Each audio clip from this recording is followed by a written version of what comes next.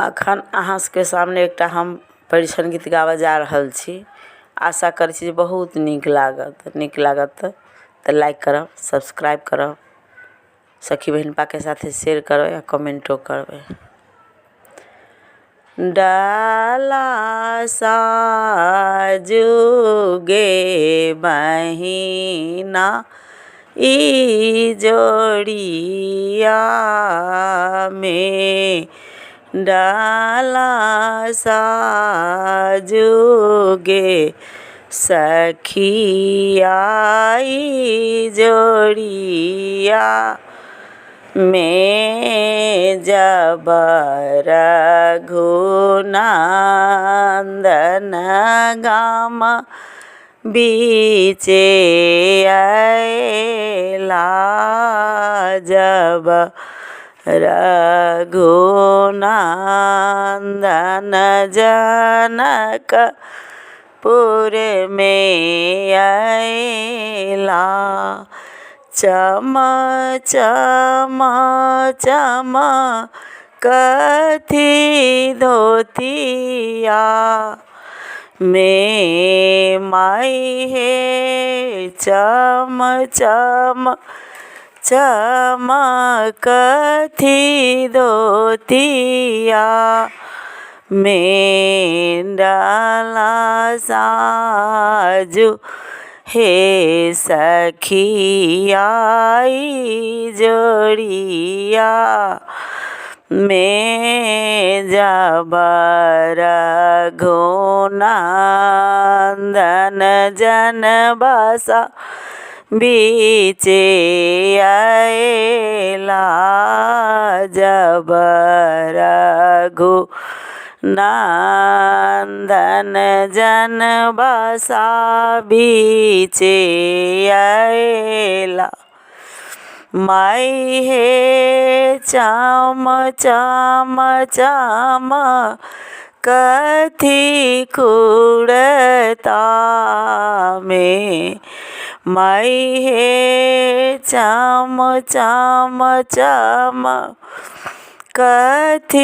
खुड़ता में, डाला साजुगे बहिना ई जोड़िया में, डाला साजु हे सखिया ई जोड़िया में, जब रघुनंदन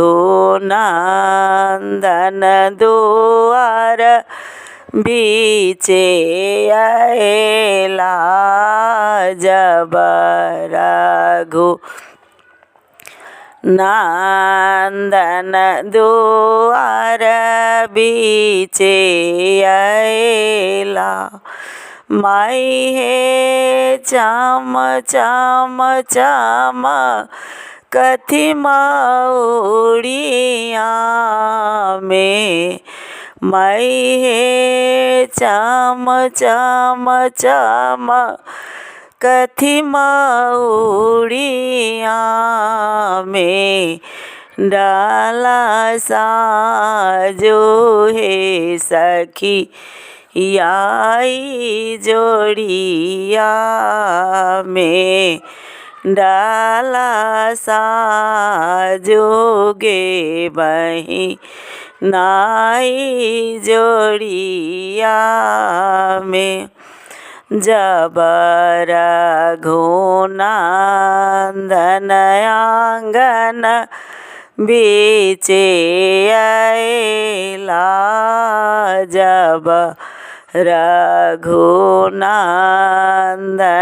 आंगन बीचे अएला। चम चम चमकनी दोपटा में, माई हे चम चम चमकनी दोपटा में, डाला साजोगे बहिना नाई जोड़िया में डाला सा जो है सखी आई जोड़िया में जबरा घुनंदन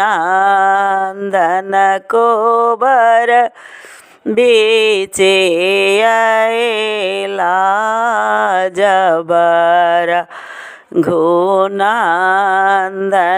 को बर बीचे आएला चम चम चमकनिसिया संग में माई है चम चम चमकनिसिया संग में डाला सा जोगे बही नाई जोड़िया में।